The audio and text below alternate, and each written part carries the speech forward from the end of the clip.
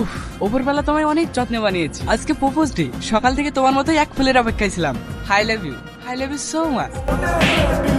আজ propose day না, black day. কথাটা ভালো করে মনে থাকে।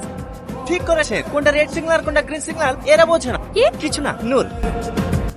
আপনি মোনালিসা তো? Who's Monalisa? My name is Mimi. এটাই জানার ছিল। আপনি কি করেন? Boxer, gold medalist. তার মানে তো আপনার স্বামী আপনাকে অনেক ভালোবাসে। What do you mean? আমার এখনো বিয়ে হয়নি। এটাই কনফার্ম করছিলাম। তার মানে সিগন্যাল ফাঁকা। ইডিয়েট। তোমায় কি করে বোঝাবে বলো? এই ডেটটা তোমার মতন একজন খিলাড়িকে চাই। কিরে হেঁটে আসিস যা, বাইক কোথায়? একটা মেয়ে আমাকে টাকা মেরে ভেঙে দিল। আমি বলতে গেলাম তো আমার ঘুরে আমাকে মারলো। কি?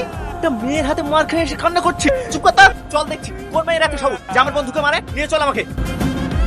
আপনি আমার বন্ধুকে মেরেছেন কে? আপনি? তাহলে আবার আমাদের দেখা হয়ে গেল। ওপরওয়ালাকে যে কি বলে ধন্যবাদ জানাবো। ও, তাহলে এটা আপনারই বন্ধু? কার সাথে কিভাবে কথা বলতে হয় সেটা জানে না? ওর হয়ে আমি ক্ষমা চাইছি। I love you. আরে ম্যাড, লাভ ইউ টু। এবার কিন্তু খুব খারাপ হয়ে যাচ্ছে।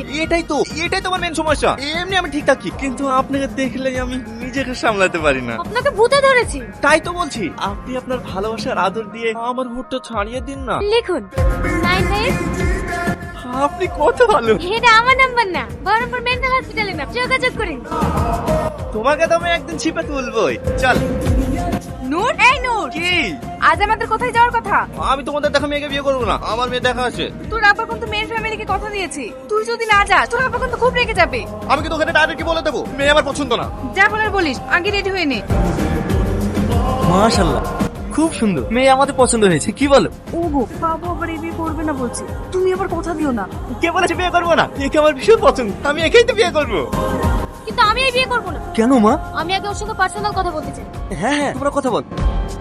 তার মানে তুমি প্ল্যান করে তোমার ফ্যামিলিকে বিয়ের জন্য এই বাড়িতে নিয়ে এসেছো? না বিশ্বাস করো, তোমাদের বিয়ে। আমি এই বিয়ের ব্যাপারে কিছুই জানি না। যদি জানতাম তাহলে তো আগে চলে আসতাম। আমি জানি তুমি মালটা সুবিধা বড্ড শেয়ার ধূমপান করো।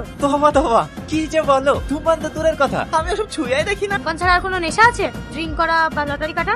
না তুমি যেটা ভাবছো আমি ওরকম ছেলে না।